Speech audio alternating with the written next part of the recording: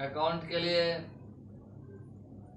उसमें जो हम लोग जर्नल बनाते हैं, तो जर्नल बनाने के लिए हम दोहरी प्रविष्टि प्रणाली के आधार पर जर्नल बनाते हैं। इसलिए आज का सबसे पहले हम बनाते हैं कि डबल इंटरेस्ट सिस्टम क्या होता है। What is double interest system? What is double interest system मतलब दोहरी प्रविष्टि प्रणाली क्या है? तो इसका जन्मदाता लुकास पैक्सिली साहब हैं, जो 1494 ईस्वी के इटली के वेनिस नामक नगर के जनता को बताया कि प्रत्येक लेन देन का अगर हम लोग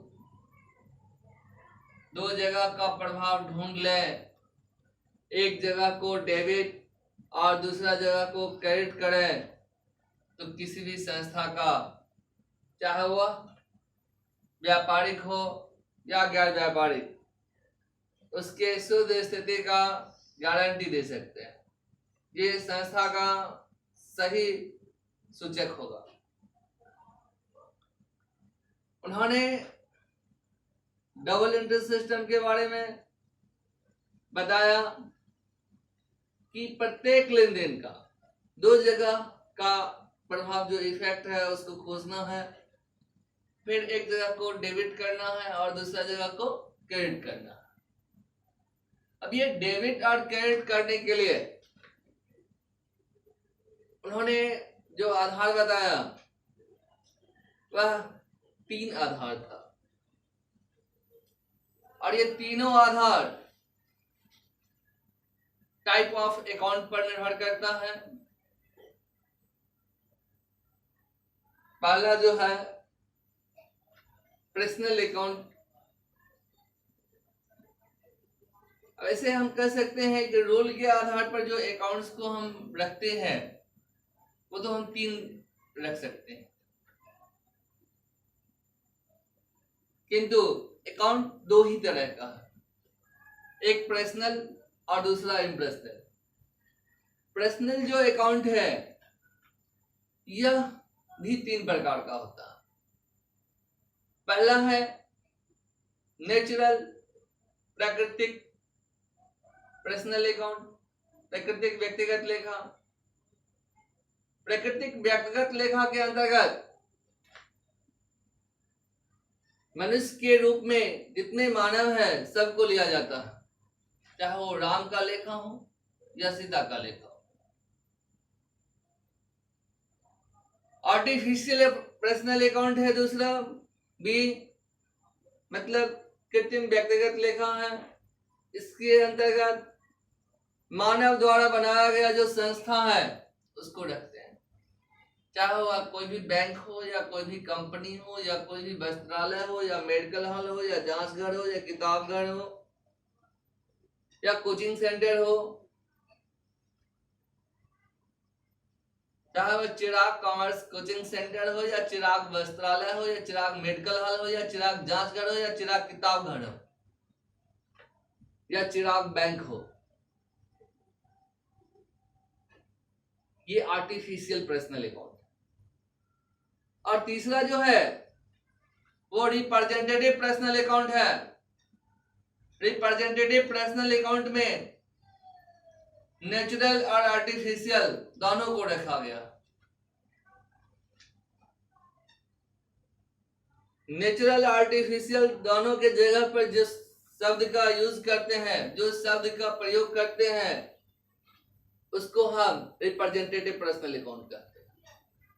जैसे जब व्यापारी घर से रुपया व्यापार में लगाता है तो व्यापार को देने वाला व्यापारी है, उसके नाम की जगह कैपिटल लिखते हैं। व्यापार से निकालकर घर ले जाता है, पाने वाला व्यापारी है व्यापार के लिए, तो उसके नाम की जगह ड्राइंग लिखते हैं। और ढेर सारे डेबिटर है जिसको हम उधार माल बेचते हैं, उसके नाम के बदले लिखते हैं। क्रेडिटर है जिससे उधार माल खरीदते हैं, उसके जगह आता है। आउटस्टैंडिंग एक्सपेंस है, प्रीपेड एक्सपेंस है, और बहुत से हैं जो रिप्रेजेंटेटिव पर्सनल अकाउंट में आते हैं। अब ये जो पर्सनल अकाउंट का तीनों रूप है, चाहे वो नेचुरल हो या आर्टिफिशियल हो या रिप्रेजेंटेटिव हो, तीनों में एक ही रूल लागू होता है। जो डबल एंट्री सिस्टम में ल्यूकास साहब ने पहला जो आधार बताया था, पहला जो रूल बताया था डेबिट और क्रेडिट करने के लिए, वह यहाँ पर लागू होता है। जो debit the receiver and credit the giver, अर्थात जो पाने वाला है उसको डेबिट करना है और जो देने वाला है उसको क्रेडिट करना है। अब ये जो है पाने वाला और देने वाला, समझ में है ना। खैर आगे हम इस पर एक अलग वीडियो बनाएंगे जिसमें हम आपको इंग्लिश समझाएंगे, जो कैसे वो पाने वाला है तो उसको डेबिट करते हैं और कैसे वो देने वाला है तो हम क्रेडिट करते हैं। थोड़ा सा एक बता देते हैं हिंट्स के लिए। राम को अभी 500 रुपया दिए तो राम पाने वाला है, Ram account debit to cash account लिखते हैं। और सीता से 500 रुपया मिला, मतलब कैश आ रहा है, सीता देने वाला हो गया तो cash account debit to Sita account लिखते हैं। ठीक है, आगे हम चलते हैं। आपको जो अकाउंट का दूसरा है वह है इम्प्रेशनल अकाउंट, अव्यक्तिगत लेखा। व्यक्तिगत लेखा को छोड़कर जो शेष बचता है वह सारा अव्यक्तिगत लेखा के अंतर्गत आता है, इम्प्रेशनल अकाउंट के अंतर्गत आता है। ये भी दो प्रकार का है, A real account, B nominal account. अभी जो रियल अकाउंट है, वास्तविक लेखा, ये संपत्ति से संबंधित है, एसेट से रिलेटेड है, जैसे कैश हुआ, लैंड हुआ। और इस अकाउंट में जो रूल लागू होता है वो डबल इंटरेस्ट सिस्टम का जो दूसरा आधार है, दूसरा रूल है डेबिट और क्रेडिट करने का, वह है debit what comes in and credit what goes out. Debit what comes in and credit what goes out, अर्थात जो आ रहा है उसको डेबिट करना है और जो जा रहा है उसको क्रेडिट करना है। अब फॉर एग्जांपल थोड़ा सा भी हम आपको दे रहे हैं कि चिराग से 500 रुपया मिला तो क्या हो रहा, कैश यहां आ रहा है, कैश एसेट्स है, इसलिए हम कैश को डेबिट करते हैं।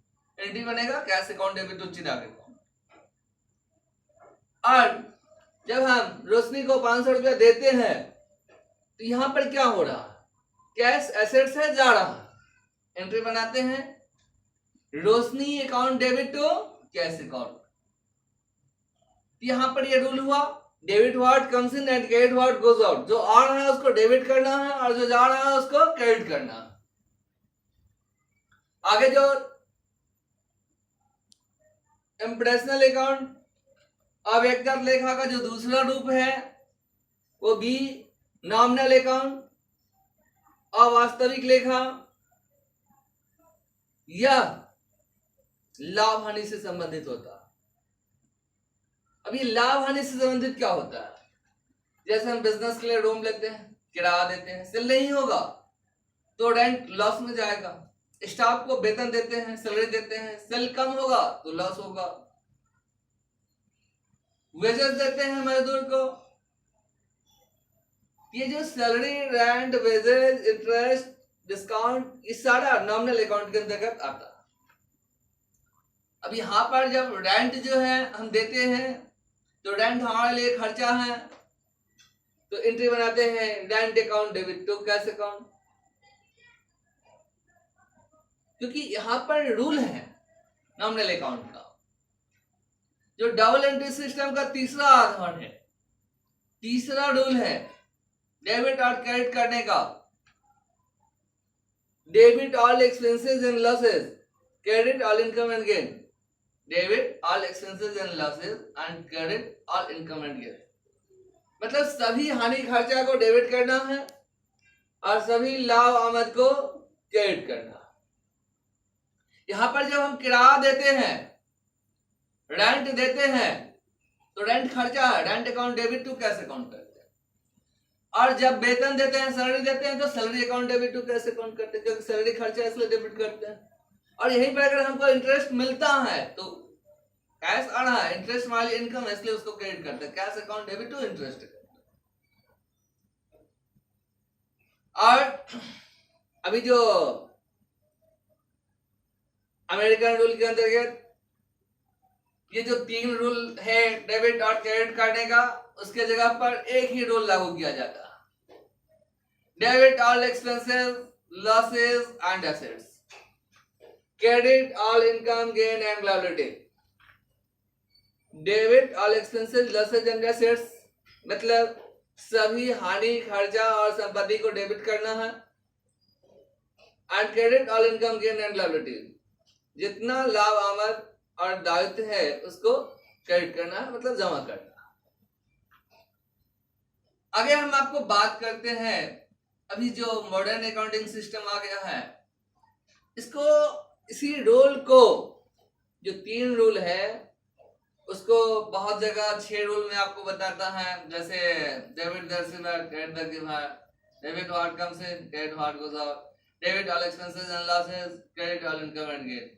और यहीं पर अभी जो मॉडर्न अकाउंटिंग सिस्टम आया है, इसमें जैसे लॉस, एक्सपेंसेस और एसेट्स के लिए रूल बनाया कि debit the increase and credit the decrease, debit the increase and credit the decrease. और यहाँ जो इनकम है, गेन है और लायबिलिटी है, इसके लिए रूल बनाया debit the decrease and credit the increase. तो इस तरह ये 3 3 6 के लिए रूल बनाया 12, 6 दूना 12, मतलब एक्सपेंस के लिए specially debit the increase, credit the decrease, loss के लिए debit the increase, credit the decrease, assets के लिए debit the increase, credit the decrease, income के लिए debit the decrease, credit the increase, gain के लिए debit the decrease, credit the increase, liability के लिए डेबिट द डिक्रीज और credit the increase. ये अभी मॉडर्न अकाउंटिंग सिस्टम के अंतर्गत डेबिट और क्रेडिट करने का बेस बनाया गया। तो इस तरह डबल इंटरेस्ट सिस्टम में खास करके बच्चों को बताया जाता है जो किस आधार पर हम डेबिट करेंगे और किस आधार पर क्रेडिट करेंगे। इसी के साथ इस वीडियो को हम समाप्त करते हैं। आगे हम आपको पर्टिकुलर शब्द पर, जो कॉमर्स का, अकाउंट्स का जो पर्टिकुलर शब्द है उस पर अलग अलग वीडियो बनाऊंगा, अलग अलग शब्द को समझाने का प्रयास करूंगा। और आप लोगों को अगर अच्छा लगे इसको सब्सक्राइब जरूर करिएगा। Thank you.